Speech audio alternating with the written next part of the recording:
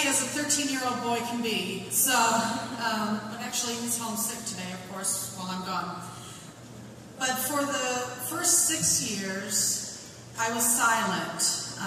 We told everybody that Roger had cancer. We lived in Parker County, Texas, and it is where the rednecks live, breed, and congregate. God love them. So we couldn't tell, well, we could have, but he was a redneck homophobic cowboy, unfortunately, and he didn't want anybody to know that he was positive. So we didn't tell everybody. We told everybody he had cancer, because if you have cancer, people care. If you have AIDS, people judge. But hearing from another speaker here, we have to remember that at some time in the past, cancer was stigmatized too. So let's quote and pray for the day when HIV, everybody cares, and we don't have to worry about stigma and discrimination.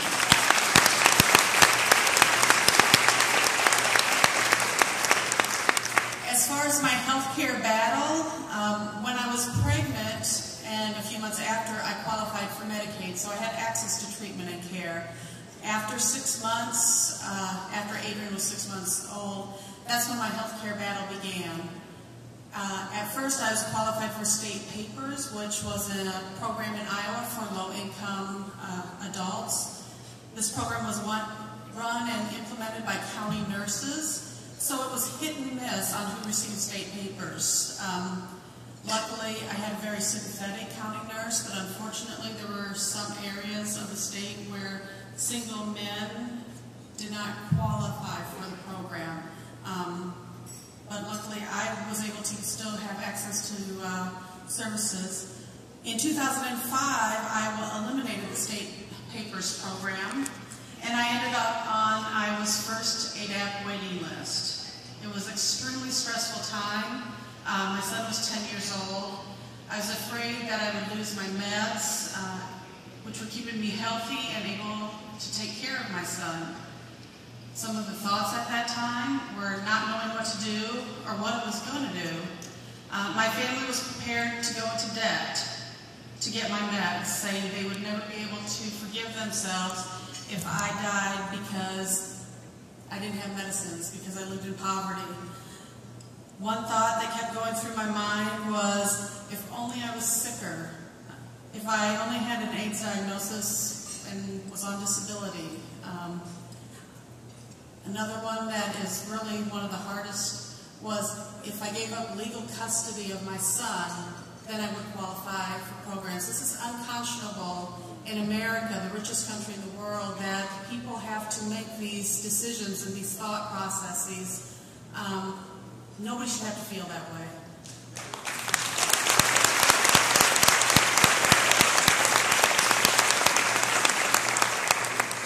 Luckily, in 2005, Iowa started CHAIN, which is a community HIV hepatitis advocates of Iowa network, very grassroots. It was reacting to the crisis. We had 108 Iowans on the waiting list, and I was one of them. We went to the state capitol and advocating for state funding. With strong leadership and support, Iowa allocated $555,000 for the state ADAP program. It was the first state dollars the state had contributed to ADAP. I was taken off the waiting list and was enrolled in ADAP, and I have been on ADAP ever since. Just the burden that was lifted is amazing. What ADAP has done for me, I am healthy. I don't work outside the home because we get survivor's benefits, which pays more than traditional Social Security, and we get too much money that I don't qualify for Medicaid. So I try to give back as much as I can. I volunteer. I'm president of a nonprofit group, Positive Iowa's Taking Charge. I'm on the CPG, CHAIN, and I try to give back, do education in schools, the few that we're invited to, because after all, Iowa kids do not have unprotected sex, don't have sex, period. Our kids just don't do that. So we don't need to have education in our schools. Isn't that wonderful? Anyway. Little pet peeve of mine. So we qualify, okay, for Medicaid. okay, we qualified for the program, and we qualified for the survivor's benefits until Adrian is 16, and then I need to figure, which is 3 years, less than 3 years away, so I need to figure out what I'm going to do now that I am grown up. This is not something I planned for. When I found out I was pregnant and after Adrian was born, it was, am I going to live to see him graduate? I didn't think it was possible. Now I'm going to see him graduate. I hope to see him go to some college, but I would tend to have to go to classes with him, so I don't think that's going to happen. But at one point married, and I would love to hold my grandchildren, and it's possible now, and it's a wonderful, freeing feeling. I'm still involved with Chain, and since Iowa is the first in the nation caucus state, we get to meet any presidential candidate in a very small, intimate group settings, especially at first when they're starting to campaign. Just one quick note here, don't assume just because you have there's a D or an R behind the name that you know their views.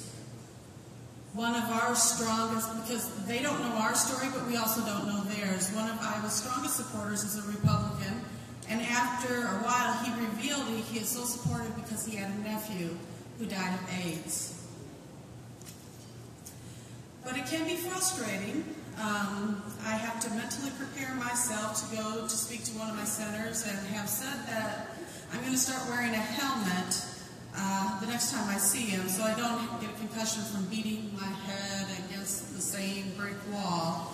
But I still go because one of these days he's going to get it and he's going to realize that there is a problem. In 2007, I got to speak with Hillary Clinton, Bill Richardson, John Edwards, which I'm sorry for now, Chris Dodd, Joe Biden. My family actually has a picture with the Vice President. I even got to speak with former President Bill Clinton, and even then, and now, President Barack Obama. And in Iowa, the last thing that the candidates are expecting to hear about is HIV/AIDS, because not only do our kids not have sex, but AIDS is not in Iowa. So they're expecting ethanol and corn and soybeans, and then when you come up and say, hey, are you going to fully support the Ryan White Care Act, it makes them think. So in Iowa, we are on the front lines trying to advocate.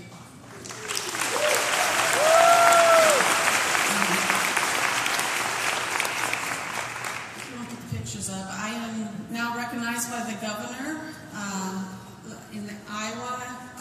Advocacy book has brought me here today.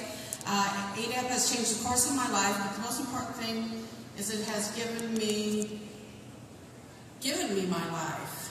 And I want to just let you know, when you go to speak to somebody, don't just go to the candidates there. This is Bill Maskey, who is running for congressional seats. So we need to get to them before they even get to Washington and get to them first. Luckily, my son is photogenic, so I drag him along.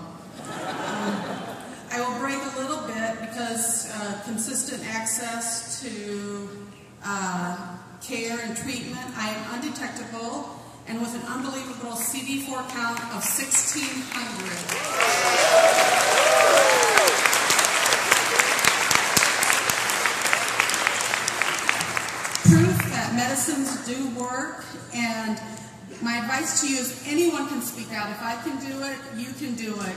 But go with fact sheets. I always have fact sheets because you can leave them with the fact sheets and they can read those on the way to the next event. Your story is what matters. Tell them who you are and how this is affecting you. This is, it was a picture that I left with the different political candidates. It was with my family, and I have on it, HIV/AIDS funding saves families and lives. We have to put a human face on it. If I can do it, you can do it. Let's all go out and advocate and eliminate waiting lists everywhere.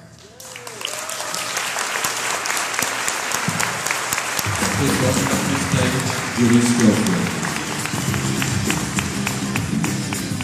Thanks, everyone. Thanks for being here this afternoon. Please join me in thanking our panelists one more time.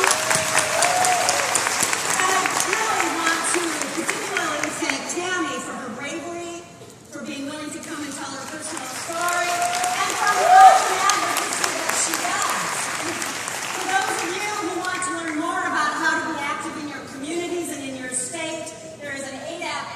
advocacy sessions following this session, a bridge to 2014. Before we leave this afternoon, I really want to say also a special word of thanks to Florida's